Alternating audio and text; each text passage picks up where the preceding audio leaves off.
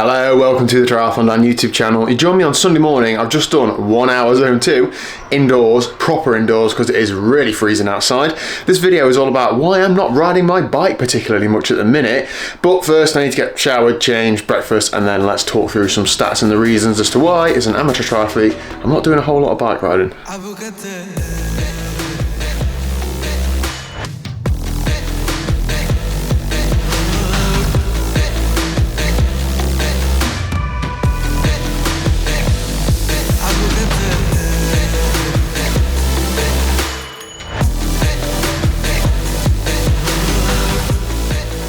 Okay, so I've done all that jazz that I just talked about and I have had a haircut yesterday. Thank you for noticing. I was just going to talk about, though, my training at the minute, particularly this week, and then more specifically, why I'm running far more than I'm cycling. Well, not more in terms of time, but like more than I normally would.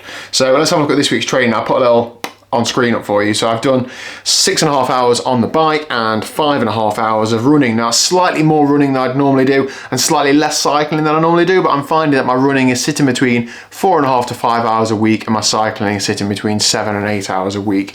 And I'm going to talk about the reasons why I think that's okay, but these reasons are for me, they're not for you, but some of you might be able to relate to these. Now, firstly, I think riding outside is a risk versus reward balance. Now, there's always a risk with riding outside, whether there are cars or not. When there are cars, the risk's somewhat higher. In the summer, I think that the risk is lower. When I ride in groups, the risk is lower. In the UK, we don't have a particularly extreme climate, but in the winter, it is pretty grim. We've got often temperatures below 5 degrees Celsius, rain, wind, etc., dark, so short daylight hours. Not ideal, and I think particularly at the minute when we're having a few days now where the temperature is not going to rise above 0 degrees, so there's quite a lot of ice around, the risk is like massively outweighing the reward, so I'm not even going to attempt riding outside. All I've got to do is hit one tiny little patch of ice, stack it, and that could be many weeks or a long time off the bike or off training, and it's just not worth it. Natural weaknesses and strengths. Now, these are trained, not just natural.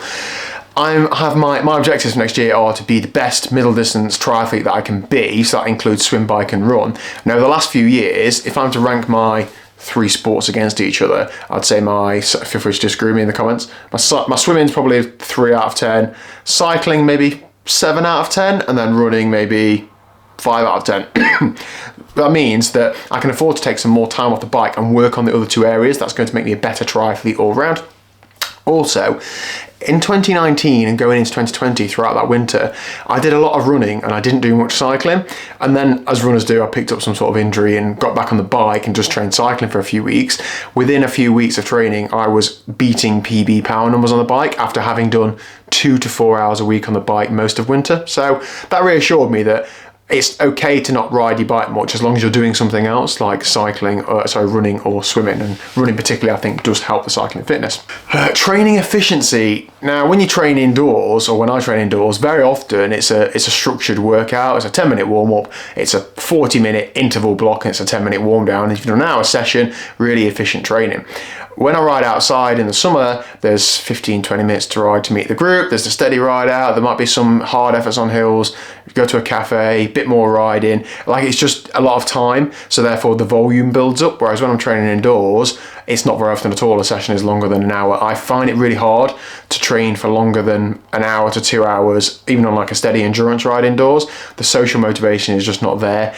I do use Zwift. We have Zoom calls. I'm in a social training group, the Send It Squad, and that all helps, but it doesn't replace riding outside with your friends. So for me, that does just bring my bike volume down somewhat. Goals. We're also going to talk about goals. As I said earlier, my main goal for next year is to be as good at middle distance triathlon as I can be, and that isn't going to be done by me spending loads of time on the bike. I need to work on the swim and the run. So yeah, I think it's okay to not spend a huge amount of time riding your bike this winter if you're not able to.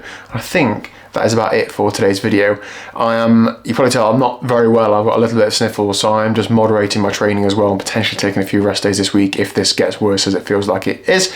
But I hope your training's going well. Feel free to let me know in the comment section down below. Thank you very much for watching. If you haven't already, please do hit the subscribe button down below. Got a few cool videos coming out over the next week or two. Been trying to work on some videos that are a bit different to the normal just training content, in the hope that I get my big break and get 1 million subscribers. But thank you very much, and I'll see you tomorrow at 1 o'clock.